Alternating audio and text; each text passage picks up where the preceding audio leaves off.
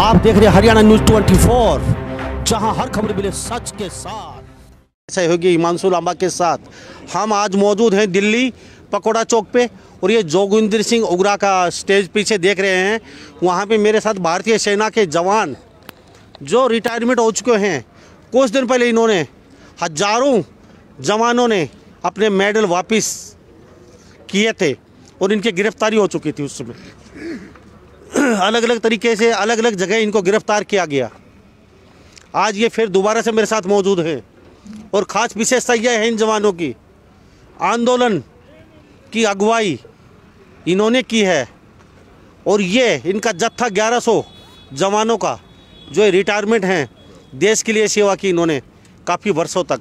अब ये किसान आंदोलन में किसानों की सेवा कर रहे हैं, आम जन की सेवा कर रहे हैं और उसकी अगुवाई कर रहे हैं। 1100 जवानों के इनका फौजियों का जत्था चला था शिंगो बॉर्डर से, इन्होंने अगुवाई की थी उस समय भी। मेरे साथ तमाम यहाँ पे रिटायरमेंट ऑलरेडी कैप्टन तक सारे यहाँ मौजूद हैं। सूबेदार, हवलदार, जितने भी फौजी यहाँ पे सिपाही रैंक के सारे मौजूद हैं। और इन्होंने शुरू से अब तक किसान आंदोलन में सबसे अहम भूमिका निभाई है, चाहे वो अपने मेडल वापसी को लेके हो, चाहे वो किसी तन से काम करना हो, मन से काम करना हो, पैसे से काम करना हो। लेकिन फौजी कहीं ना कहीं देश की रीढ़ होते हैं और इनको पता है आंदोलन को कैसे जीता जाता है। और उन्होंने कई लड़ाइयाँ लड़ी हैं। आज एक लड़ाई और लड़ने के कागार पे बैठे हैं। ये इनसे जान लेते हैं। जी सर, क्या नाम है? मेरा नाम जी subedar major SP Singh Gosal, retired. Subedar साहब, Indian army. Sir Indian army से है। सर मैं आपसे जानना चाहूँगा, आप अग्रणी भूमिका निभा रही है, आपकी जो पूरी सेना है, जो पूरे आपकी प्लाटून हम ये कहेंगे, अलग अलग एयरफोर्स से अलग अलग यहाँ जवान आप मौजूद हैं, तो इतने दिन से लगे हुए हैं। शिंगो बॉर्डर से आपका जत्था चला था, तो उस समय आपने अगुवाई की और आज भी आगे हैं। तो उस समय आपने जो मेडल वापसी के लिए जा रहे हैं, उस समय मेडल वापस नहीं करने दिया गया, आपकी गिरफ्तारी हो चुकी। अब क्या माहौल लग रहा है, क्या कहेंगे इसको लेके सारा? सर ऐसा जो शंभू बार्डर जैसे 25 नवंबर को दिल्ली मूव किया पंजाब वालिਆਂ ने, तो शंभू बार्डर 25 तरीक ਨੂੰ ਰਾਤ ਨੂੰ ਆਪਾਂ ਉੱਥੇ ਆ ਗਏ ਸੀ। ਅਗਲੇ ਦਿਨ ਸਵੇਰ 26 ਤਰੀਕ ਨੂੰ मूव करना ਸੀਗਾ। ਲੇਕਿਨ ਸਾਡੇ ਕਿਸਾਨ ਜਥੇਬੰਦੀਆਂ ਦਾ ਇਹੀ ਫੈਸਲਾ ਸੀਗਾ ਵੀ ਜਿੱਥੇ ਵੀ ਸਰਕਾਰ ਰੋਕ ਰਹੀ, ਜਿੱਥੇ ਬੈਰੀਅਰ ਕਰਕੇ ਰੋਕੇ ਉੱਥੇ ਆਪਾਂ ਰੁਕ ਜਾਵਾਂਗੇ।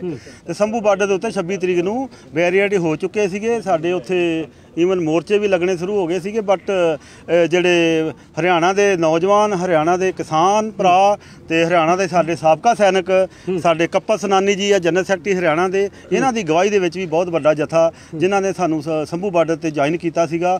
ਔਰ ਇਹ ਪੰਜਾਬ ਦੇ ਔਰ ਨਾਲ ਪੰਜਾਬ ਦੇ ਨੌਜਵਾਨਾਂ ਨੂੰ ਇਹਦਾ ਸ੍ਰੇਅ ਦਿੰਦੇ ਆ ਕਿ ਉਹਨਾਂ ਦੇ ਸਦਕਾ ਜਿਹੜਾ ਅਸੀਂ ਸ਼ੰਭੂ ਬਾਰਡਰ ਤੋਂ मूव करके बैरीएट तोड़ के साढ़े नौजवानों के जोश के नाल असी जिहड़ा दिल्ली बार्डर बैठे हाँ 26 नवंबर नूं, ਉਹਦਾ श्रेय असी हरियाणे के किसानों नूं, नौजवानों नूं, साबका सैनिकों नूं ते अपने नौजवानों नूं दिंदे आ, जिन्हां सदका जे असी शंभू बार्डर ते रहिंदे ते साडा जिहड़ा मुद्दा सीगा एक स्टेट लैवल का रह जाता, एक सिख कौम का मुद्दा बना के सरकारां अतवादी भंडी प्रचार करके अज तक साडा जिहड़ा संघर्ष फेल हो सकता सीगा।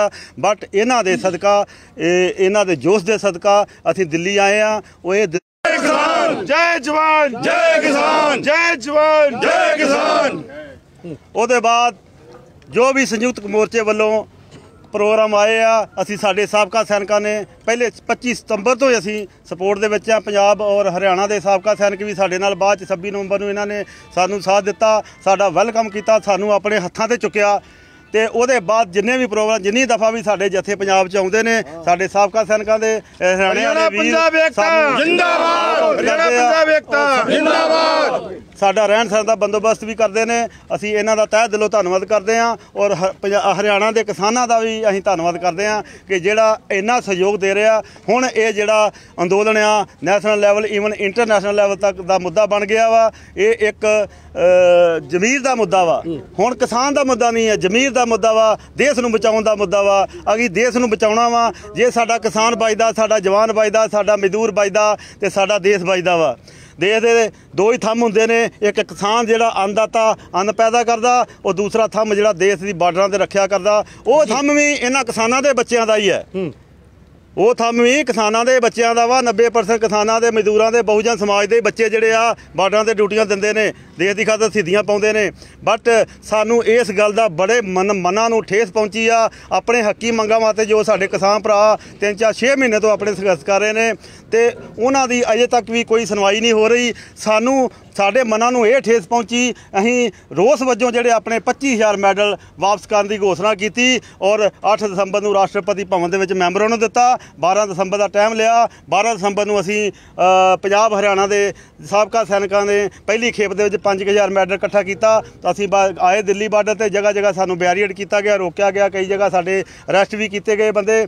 ਔਰ ਇਹ ਸਾਡਾ ਮਤਲਬ ਇਹ ਸੀਗਾ ਕਿ ਅਸੀਂ ਸਰਕਾਰਾਂ ਨੂੰ ਸੰਦੇਸ਼ ਦੇਣਾ ਚਾਹੁੰਦੇ ਹਾਂ ਕਿ ਜਿਹੜੇ ਸਾਡੇ ਕਿਸਾਨ ਆਪਣੇ ਹੱਕੀ ਮੰਗਾਂ ਵਾਸਤੇ ਰੇਲਵੇ ਟਰੈਕਾਂ ਤੇ ਬੈਠੇ ਆ ਜਾਂ ਹੁਣ ਦਿੱਲੀ ਬਾਰਡਰ ਤੇ ਆ, ਇਹਨਾਂ ਨੂੰ ਜਿਹੜਾ ਵਾ ਅੱਤਵਾਦੀ, ਲਗਾਅਵਾਦੀ, ਇਹ ਤਰ੍ਹਾਂ ਦਾ ਜਿਹੜਾ ਵਾ ਇਹ ਸ਼ਬਦਾਵਲੀ ਨਾ ਵਰਤੀ ਜਾਏ।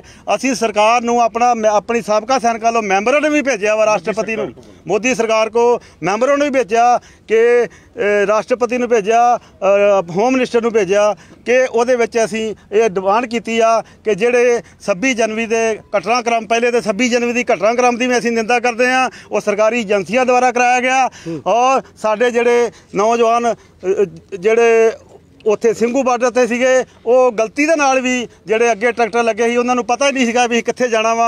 ਉਹਨਾਂ ਨੂੰ ਐਦਾਂ ਚੱਲ ਗਏ, ਉਹ ਉਹਨਾਂ ਦੇ ਮਗਰ ਲੱਗ ਕੇ ਗੁੰਮਰਾਹ ਹੋ ਕੇ ਉਹ ਜਿਹੜੇ ਉੱਥੇ ਅਰੈਸਟ ਹੋਏ ਨੇ ਤਿਹਾੜ ਜੇਲ੍ਹ ਦੇ ਵਿੱਚ। ਅਸੀਂ ਉਹਨਾਂ ਨੂੰ ਮੰਗ ਕੀਤੀ ਆ ਸਰਕਾਰ ਤੋਂ ਕਿ ਸਾਡੇ ਜਿਹੜੇ ਕਿਸਾਨ ਆ, ਸਾਡੇ ਸਾਬਕਾ ਫੌਜੀ ਵੀ ਜਿਹੜੇ ਹੈਗੇ ਆ, ਉਹਨਾਂ ਨੂੰ ਰਿਹਾ ਕੀਤਾ ਜਾਏ। ਤੇ अब आप लड़ाई काफ़ी लड़ चुके हैं, वीरता पुरस्कार मिले हुए हैं आपको, 25,000 आपने वापस भी किए, आपकी गिरफ्तारी हुई। अब कहीं ना कहीं क्या लग रहा है, मोदी सरकार या मोदी जी अभी मूड में नहीं है आपके आंदोलन को कहीं ना कहीं को दिशा दे या कुछ कहे? ਸਾਡਾ ਮੈਡਲਾਂ ਦਾ ਘਟਨਾਕ੍ਰਮ ਆ ਉਹਦੇ ਨਾਲ ਕਿਤੇ ਨਾ ਕਿਤੇ ਤੇ ਅਸੀਂ ਸਰਕਾਰੀ ਮੀਡੀਆ ਜਾਂ ਮੋਦੀ ਮੀਡੀਆ ਦਾ ਮੂੰਹ ਬੰਦ ਕੀਤਾ ਵਾ। ਔਰ ਅਸੀਂ ਡਿਫੈਂਸ ਮਿਨਿਸਟਰ ਦੇ ਨਾਲ ਵੀ ਸਾਡੀ ਸਾਬਕਾ ਸੈਨਿਕ ਸੰਘਰਸ਼ ਕਮੇਟੀ ਨੇ ਮੀਟਿੰਗ ਕੀਤੀ ਸੀਗੀ ਦਸੰਬਰ ਦੇ ਵਿੱਚ। ਉਹਦੇ ਵਿੱਚ ਅਸੀਂ ਡਿਫੈਂਸ ਮਿਨਿਸਟਰ ਨੂੰ ਮੰਗ ਕੀਤੀ ਸੀਗੀ ਵੀ ਇਹ ਜਿਹੜਾ ਕਿਸਾਨਾਂ ਨੂੰ ਅੱਤਵਾਦੀ, ਅਲਗਾਵਵਾਦੀ ਕਹਿਣਾ ਬੰਦ ਕੀਤਾ ਜਾਵੇ। ਉਹਦੇ ਬਾਅਦ ਡਿਫੈਂਸ ਮਿਨਿਸਟਰ ਨੇ ਆਪਣਾ ਟਵੀਟ ਕਰਕੇ ਕਿਹਾ ਸੀਗਾ ਕਿ ਇਹ ਜਿਹੜੇ ਕਿਸਾਨਾਂ ਨੂੰ ਅੱਤਵਾਦੀ, ਅਲਗਾਵਵਾਦੀ ਨਾ ਕਿਹਾ ਜਾਏ। जी थैंक यू, ਉਹਨਾਂ ਦਾ ਵੀ ਧੰਨਵਾਦ ਕਰਦੇ ਹਾਂ। जी कपिल फौजी साहब, मैं आपसे जान लेता हूँ, अभी तो चुनाव बंगाल में चल रहे हैं, आपकी तरफ कोई ध्यान नहीं है अभी तो सरकार का, पता नहीं अभी क्या होगा क्या नहीं होगा, अभी चुनाव के बाद देखा जाएगा। आप बैठे हुए हैं, आप भी साथ लगे हुए हैं, क्या लगता है कुछ फैसला किसी दिशा में बढ़ रहा है या फिर? सर पहले तो मैं अपने हरियाणा न्यूज़ 24 वाले, पहले तो आपको भी नमस्ते, उनको भी नमस्ते, क्योंकि पहली बार तो मैं आप ये मत सोचना तारीफ कर रहे हैं कि आपने कई जगह पर जब ये आंदोलन थोड़ा बहुत कमज़ोर या किसी और दिशा में भी गया, चाहे हम वो रोहतक वाली बात को देख लो जो आपने सच्चाई पूछाई लोगों में, और वहाँ पर बुद्धिजीवियों ने उसको संभाला भी और एक तरह से इस आंदोलन को लिया। जो ये किसान यहाँ पे शहादत दे रहे हैं दिन रात, आपने रोज़ अखबार में पढ़ रहे हो, कभी 3 शहादत गई हैं, किसान गए, कभी 4 जा रहे हैं। ये इनको अपने घर पे चले जाएं और ये देश का फिर वापस पेट भरने लग जाए। फौजी साहब सारे आपके सेना के जवान मौजूद हैं, कई लड़ाइयाँ लड़ी हैं इन्होंने, अपने मेडल वापस कर रहे थे, मेडल भी वापस नहीं किया, आपकी गिरफ्तारी हो चुकी, तो उसके बाद कोई तो आश्वासन आपको भी मिला होगा कहीं से कि आप ऐसा मत कीजिए, कुछ न कुछ आपकी समस्या हल होगी या फिर क्या? सर इसमें ये आपका बड़ा ज़बरदस्त सवाल है कि इसके अंदर जो इसमें एंट्री हुई ना इस पूरे आंदोलन में, तो सबका सैनिक संघर्ष कमेटी की हुई और इन्होंने बड़ा ज़बरदस्त, क्योंकि सबका सैनिक संघर्ष कमेटी से सरकार आज से नहीं है, हमारे पिछले 10 साल से ये बुजुर्ग हैं, ये काम कर रहे हैं और इन्होंने कभी रेल रोको है, जो यहाँ तक है कि जो बस भी जाती है पाकिस्तान में वहाँ भी रोक के सैनिकों की मांग को आगे पहुँचाने का काम भी किया है। कभी टंकी पे जाकर आत्महत्या की कोशिश करी, कभी रेलवे स्टेशन के ट्रैक पे बैठ के नई दिल्ली में, तो अनगिनत आप इनके, अब तो वैसे मोबाइल पे भी सर्च कर सकते हो। जब हमारी इसमें हुई तो हमारे जो ये सैनिक थे इन्होंने एक वहाँ पर जुलाई के महीने में गुरदासपुर में एक मीटिंग बुलाई थी और हमारे को बुलाया था और इन्होंने बड़े आराम से हमारे को समझाया कि जो 3 काले कानून सरकार लेके आई है पिछले दरवाजे से, ये फांसी का फंदा लेके आएंगे और इसमें किसान आत्महत्या नहीं करेगा, मजदूर वर्ग करेगा, कैमरा वर्ग करेगा, उद्योग जो भी है, उद्योगपति हैं या जो अपने सरकारी कर्मचारी हैं, सब आत्महत्या पे मजबूर होंगे। जब उनकी रोटी को तिजोरी में रख दिया जाएगा तो वो उस तिजोरी से निकालेंगे कैसे, क्योंकि उसके ऊपर तो अपनी सरकार भी बैठी है पैरा लगा के और उस तिजोरी के ऊपर उद्योगपति बैठे हैं। सही है ये अच्छा चलो ठीक है, मान लेते हैं अभी 25,000 मेडल वापस कर रहे थे, वो तो आपसे हुए नहीं क्योंकि गिरफ्तारी हो चुकी है आपकी। अब आपका क्या कदम है? सर इस आंदोलन में जब भूमिका आई हमने जब ये जुलाई में हमने महापंचायत वहाँ करी थी गुरदासपुर में, उसके बाद में हमने अगस्त के महीने में हरियाणा के झज्जर, सोनीपत, रोहतक, हिसार, जींद में केंद्र सरकार का पुतला फूंका था। जिस समय हमारा मान लो हरियाणा में उस समय कोई इसका खबर भी नहीं थी कि केंद्र सरकार काले कानून लेके आ गई है। उस समय से हम लग रहे हैं 7 महीने से। जब बात आई दिल्ली टपने की तो उस समय हमारा जो 1100 सैनिकों का जत्था था और पीछे रोक दिया था कि हम इनको आगे अपने हिक पे आगे लेके जाएंगे, और हमने भी रास्ता बनाया और आगे हम इनको बॉर्डर तक लेके आए। जब बात आई आतंकवादी कहने की, जब किसानों को आतंकवादी कहा गया, खालिस्तानी कहा गया, चाइनीज़ कहा गया, सब कुछ कहा गया, उस समय फिर सैनिक, क्योंकि सैनिक कभी गए नहीं इस आंदोलन के, इसके बीच में बैठे। जब आई इस बात पे तो हमने अपने मेडल, जो हम किसानों के ही बच्चे हैं, हम उन्हीं के शरीर के हाथ पैर आँख है, तो हमने अपने मेडल, जो बहादुरी के मेडल होते हैं, बहुत सम्मान होता है। लोग आपने पता है कि आप हरियाणा से भी हैं और पंजाब से, लोग तो जो अंग्रेजों की फौज में नौकरी करते थे ना, जो दादा परदादा, उनके मेडलों को भी पॉलिश करके और सम्मान से रखते हैं और आने जाने रिश्तेदारों को ये बताते हैं, देखो मेरा दादा ने अंग्रेजों की में भी सेवा करी, उसके बाद में बलिदान भी दिया है। तो मेडल बहुत बड़ी बात है। हमने 25,000 की ये किया, पर सरकार के द्वारा गिरफ्तार हुए राष्ट्रपति जाते हुए। उसके बाद में आज भी आप इस आंदोलन में देखोगे तो महत्वपूर्ण भूमिका में सिर्फ जवान है।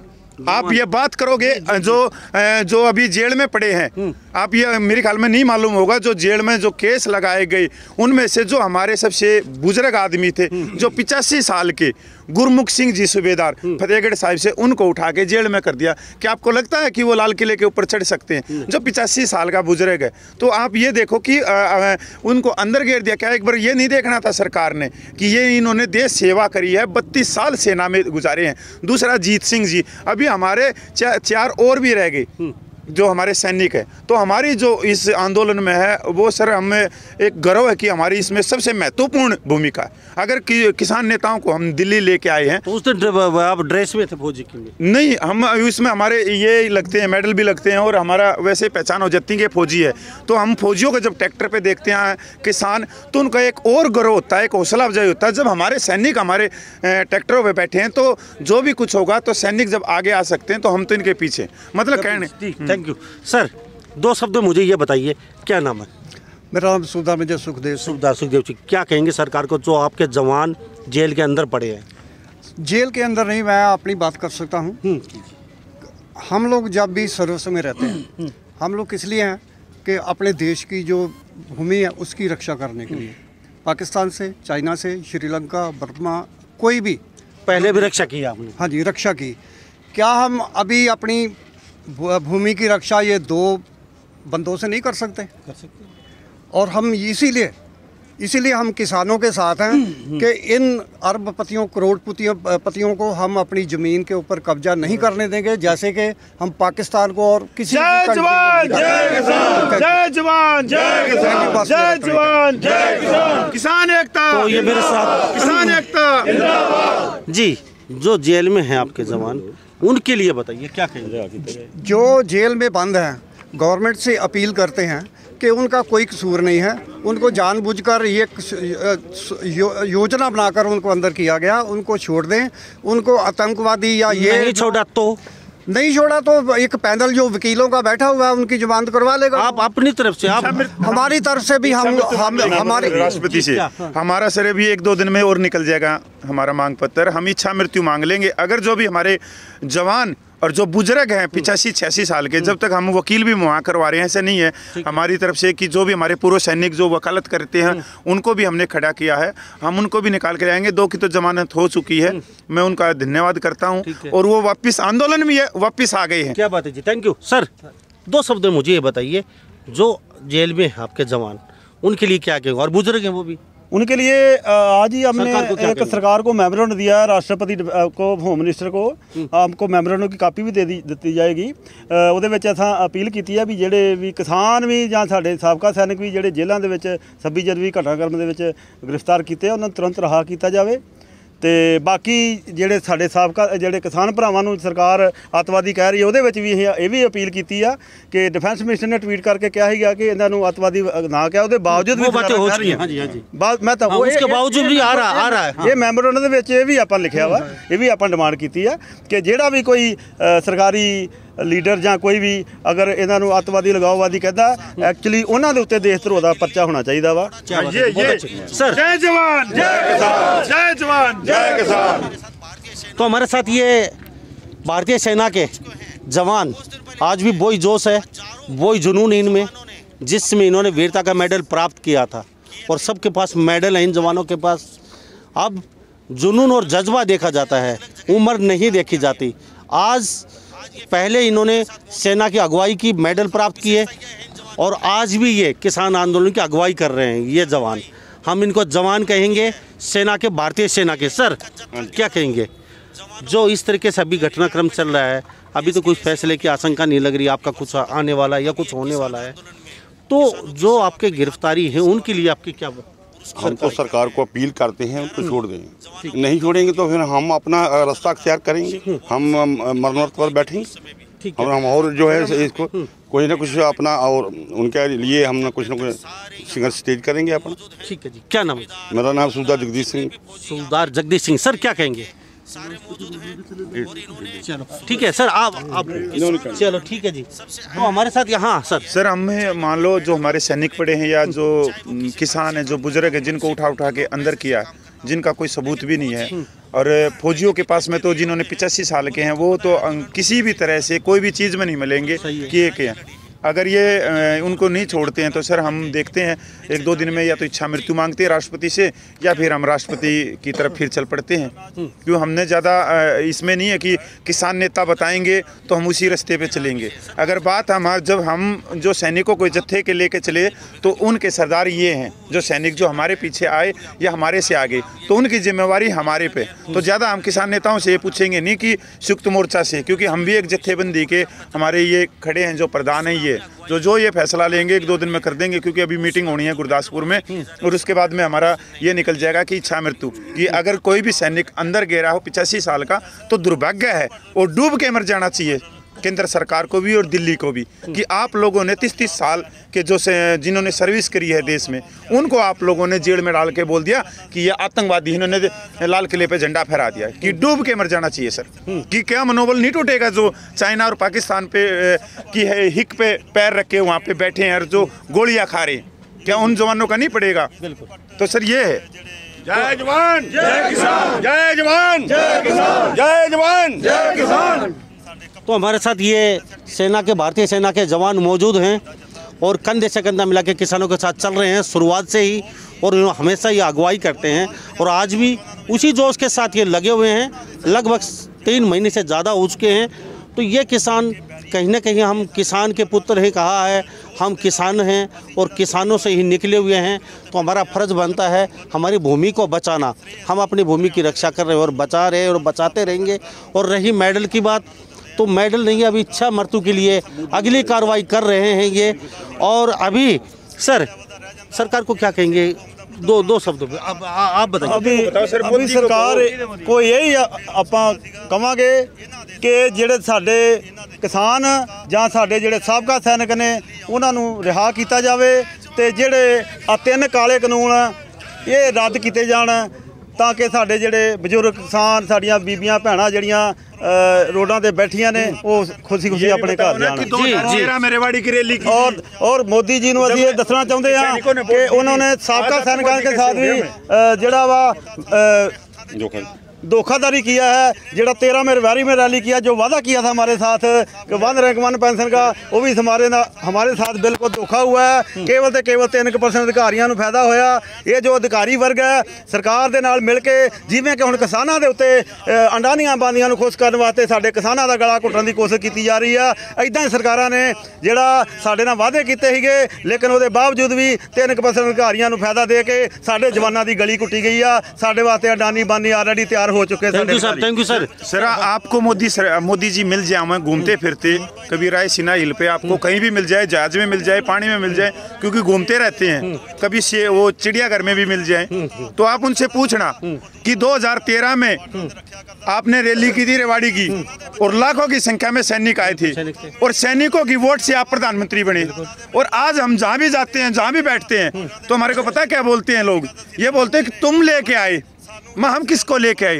बोला वो लेके आए तुम मोदी जी को, जिन्होंने 15-15 लाख रुपए दी, क्योंकि शुरुआत कहाँ करी? फौजियों ने।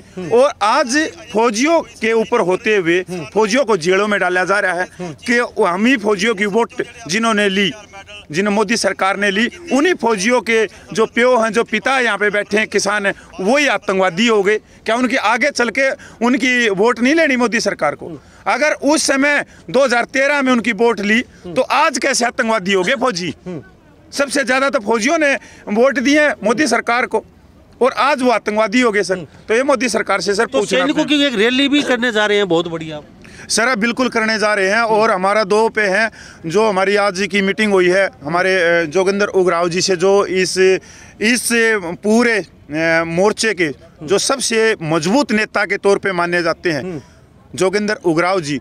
मैं उनके नाम से आम जनता और पंजाब हरियाणा परिचित है कि वो एक बार कॉल करने के बाद में जहाँ पर जंगल हो वहाँ पर मंगल कर देते हैं। वो लाखों की भीड़ उनके पीछे चलती है। तो आज हमारी उनसे मीटिंग भी हुई है, तो उन्होंने बोला कि मैं देखता हूँ 1-2 दिन के बाद में, तो हम झज्जर की जो रैली है उसकी तैयारियों में, ऐतिहासिक रैली, ऐतिहासिक सैनिकों की, सिर्फ सैनिकों की, क्योंकि बहुत कोई ठोस कदम भी उठाया जाएगा, क्योंकि जोगिंदर उग्राव जी ने देश सेवा करी है भारतीय सेना में, और इसलिए ये जो रैली होगी वो सिर्फ वो मतलब एक किसान सैनिक सम्मेलन, तो वहाँ से कुछ न कुछ बहुत बड़ा कदम उठाएगा। हाँ, बहुत ज़्यादा बड़ा कदम उठाएंगे, और उसमें सिर्फ स्टेज और वो उसमें सिर्फ एक ही किसान नेता होगा, और वो हमारा फौजी होगा, और वहीं से कोई ना कोई ठोस फैसला लेके जैसा बोलेंगे वैसा करेंगे। उसके अंदर सर राजनीतिक दूर दूर तक कुछ भी नहीं। थैंक यू साहब। तो हमारे साथ ये तमाम यहाँ किसान नेता बने हुए हैं, तस्वीरों में देख रहे हैं, और किसान नेता नहीं, हम इनको जवान कहेंगे फौज के। और बहुत बड़ी रैली झज्जर में होने जा रही है, और वहाँ पे कुछ न कुछ बहुत बड़ा जोगिंदर उग्राव के साथ मिलके इनकी बातचीत चल रही है, और बहुत बड़ी रैली करने जा रहे हैं। सिर्फ किसानों की नहीं, किसानों के साथ सैनिक भी होंगे, और कोई बहुत बड़ा कदम भी उठाने के लिए तैयार हैं ये। और इस सैनिकों के बारे में कहा है, जो 85 वर्ष के सैनिक हैं उनको जल्दी छोड़ दिया जाए। किसानों पे जो झूठे मुकदमे हैं उन्होंने कहा कि उनको भी छोड़ा जाए जल्दी से जल्दी। और जो मोदी जी बंगाल में जा रहे हैं, चुनाव प्रचार कर रहे हैं, किसानों की तरफ भी देखें, जो दिल्ली नज़दीक बैठे हैं, कोई ना कोई बढ़िया फैसला लें। और जो बच्चे, महिलाएं, लड़कियां, छोटे बच्चे जो सड़कों बैठे, वो कहीं ना कहीं अपने घर जा सके। तो सभी इन बातों के साथ मैं मुन्ना लांबा, मेरे सहयोगी हिमांशु लांबा के साथ, हरियाणा न्यूज़ 24। नमस्कार, जय हिंद, जय जवान। आप देख रहे हैं हरियाणा न्यूज़ 24, जहां हर खबर मिले सच के साथ।